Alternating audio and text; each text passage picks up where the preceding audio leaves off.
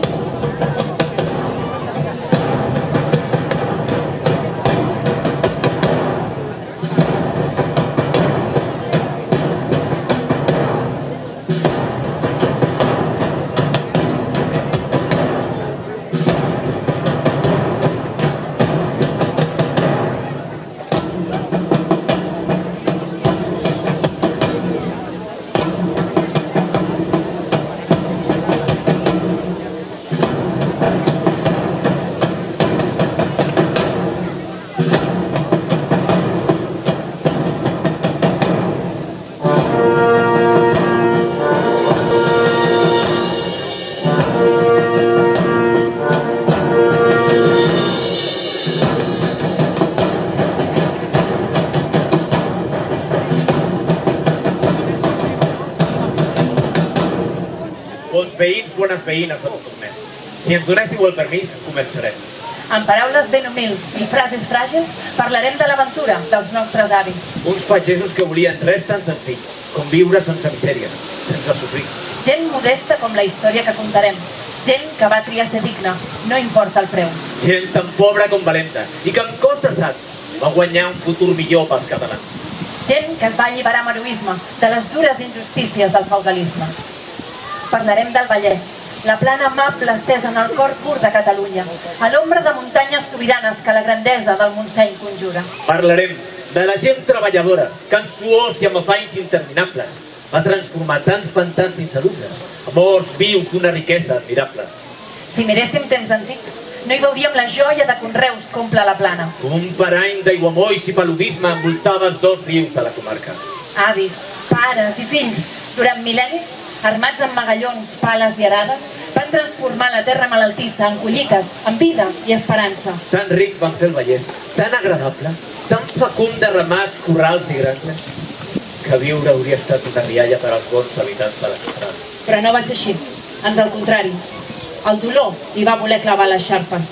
Els vents tempestuosos de la història vingueren a sembrar plors i desgràcies. Els ulls adolorits dels nostres avis van veure entrar amb invasions infames. Elefants d'Aníbal, legions de Cèsar, llaners de Musa, llancers francs de Carles. Després d'ocupar Sant i poc els pobles, després de repartir-se gent i terres, es van sentir senyors i els nostres avis van reduir esclaus a ser remenses.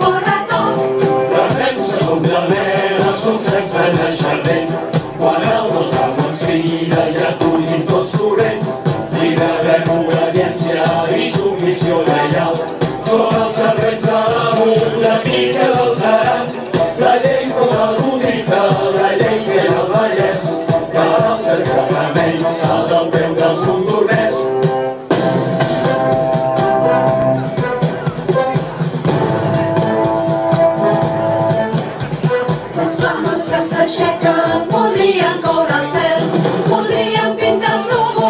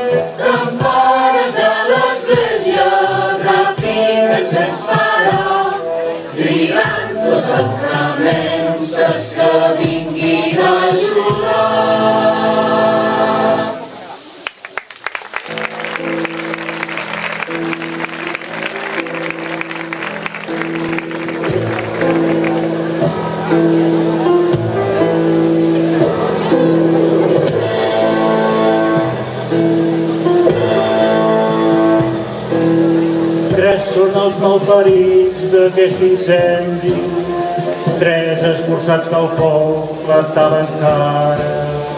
Gran era el seu valor, però les flames, cruels com serps més grans, van ser encara.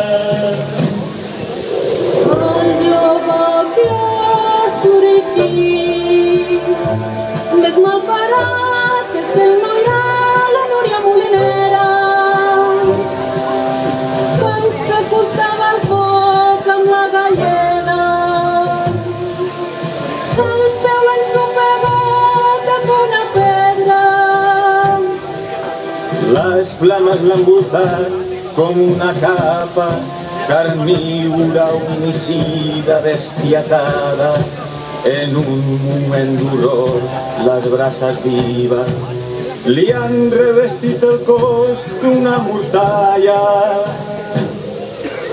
L'entorn està molt greu, pedres cremades que no podran guarir les emplastres.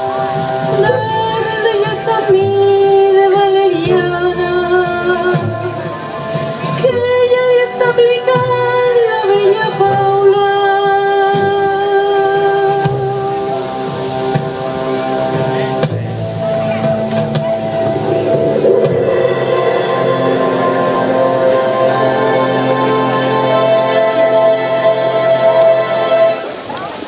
És tanta l'extensió de pell rostida que li queda pan desemblable. Tan gran el sofriment que el martiritza, que no hi ha prou dolor a la comarca. Cap herba, cap clavel, ni cap pomada té suficient virtut per fer miracles. Podeu aprevenir la seva mà, que vingui abans que el dolor mati el món. Com es pot demanar que sigui forta una mare al moment de perdre el noi, on hi ha consells que són inraonables, com bramen les trompetes de l'amor. On es troben paraules oportunes per dir a una mare que perdrà el fill? On hi ha frases per explicar la Núria que el seu Antoni és a punt de morir?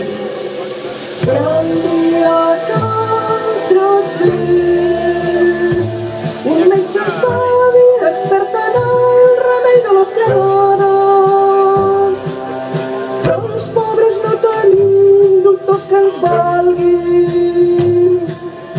Només hi ha un metge i viu a la Torrassa.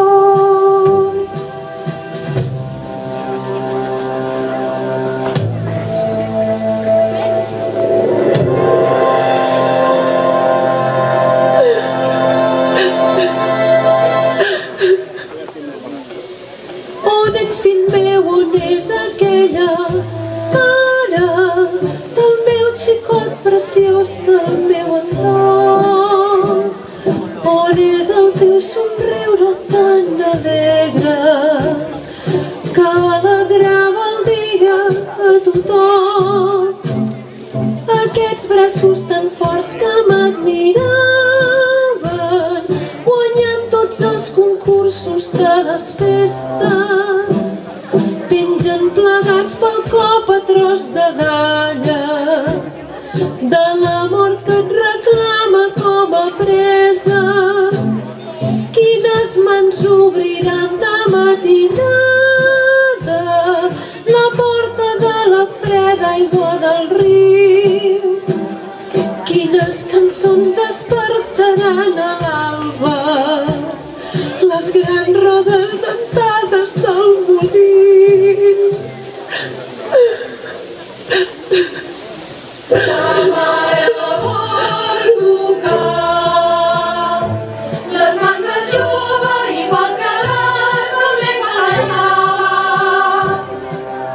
Rotem que la carícia li augmenti.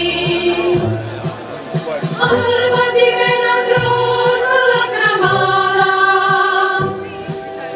S'està apagant la llum que tan alegre espurnejava els ulls del pobre entorn.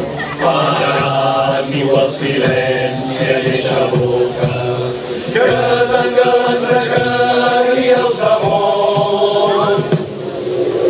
La mare està plorant, però qui s'escolta els plors d'una pagesa de pensa. Les llàgrimes que rodin per les leves seran perles fugaces com estrelles.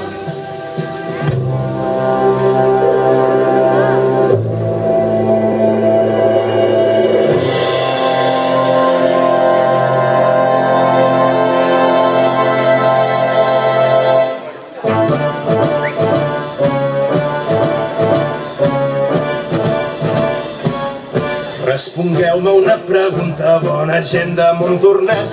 Jo voldria que em diguéssiu sols la veritat, res més.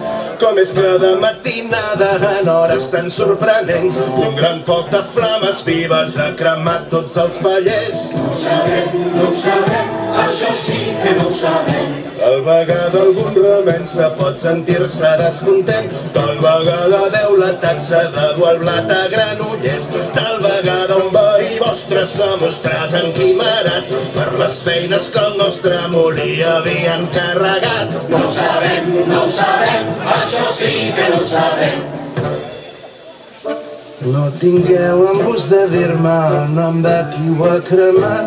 El que vull és confessar-lo, perdonar-li el pecat. Denunciar els pecadors és fer-los un gran favor, ja que Déu vol redimir-los, els vol atorgar el perdó. No ho sabem, això sí que no ho sabem.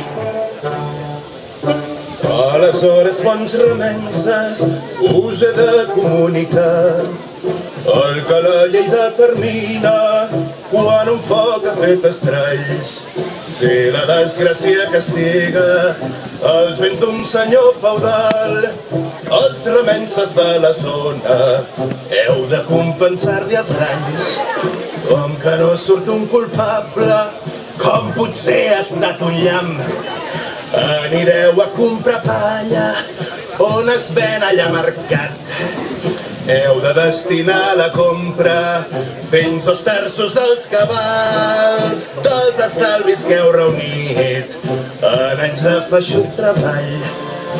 Això la llei determina, és de Déu la voluntat, que els remenses pietosos mostrin santa lleialtat, reposant els béns de l'amo amb afecte filial. Déu ho vol, la llei ho dicta, l'amo així ho ha ordenat. Els 7 fills de Jaume IV passaran necessitat, ja que el pare analfabet va morir sense atestat. I quan això succeeix, sota els mals usos feudals, l'amo sense més preguntes es queda un terç dels cabals. Déu ho vol, la llei ho dicta, l'amo així ho ha ordenat. Agraïda el fet va néixer, que salva el meu fill Saúl. Li vaig dar, ho reconec, un petó honest i pur.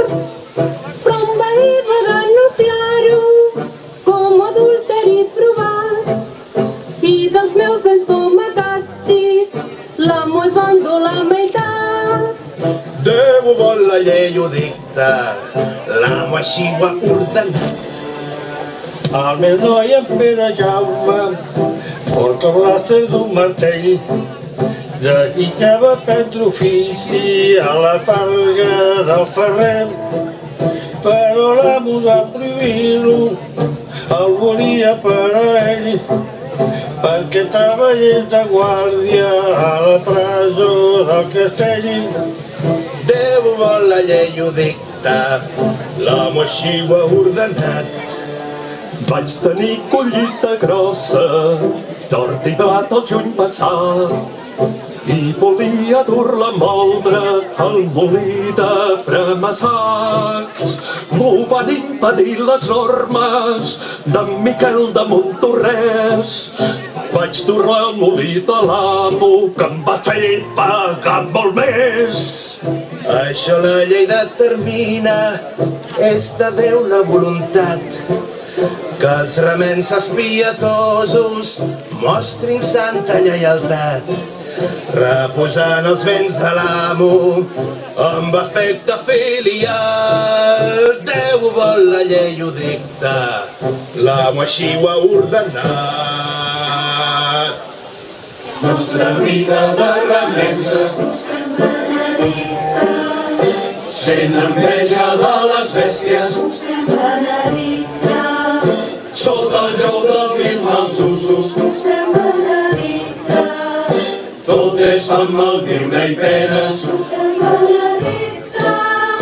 Treballem a totes hores Mossèn Benedicte, per collir 4 misèries. Mossèn Benedicte, El senyor de la torrassa Mossèn Benedicte, sembraran les millors terres. Mossèn Benedicte, i 50 dies l'any Mossèn Benedicte, toca fer tasca forçada, Mossèn Benedicte, fent treballs que l'amo hi posa, Mossèn Benedicte, sense sou mai no es paga. Mossèn Benedicte, No hi ha drets per als remenses, Mossèn Benedicte, només hi ha la llei feudal, Mossèn Benedicte, que dels maleïts mals usos, Mossèn Benedicte, n'ha fet qüestió capital, Mossèn Benedicte, però que cap remens es queixi, Mossèn Benedicte, que ningú es mostri rebel, Mossèn Benedicte, o farà una visita, Mossèn Benedicte, les masmorres del castell, Mossèn Benedicte, Mossèn Benedicte, Mossèn Benedicte, Mossèn Benedicte. Això la llei determina, és de Déu la voluntat, que els remens espiatosos mostrin santa lleialtat, reposant els béns de l'amo amb efecte filial. Déu vol, la llei ho dicta, l'amo així ho ha ordenat.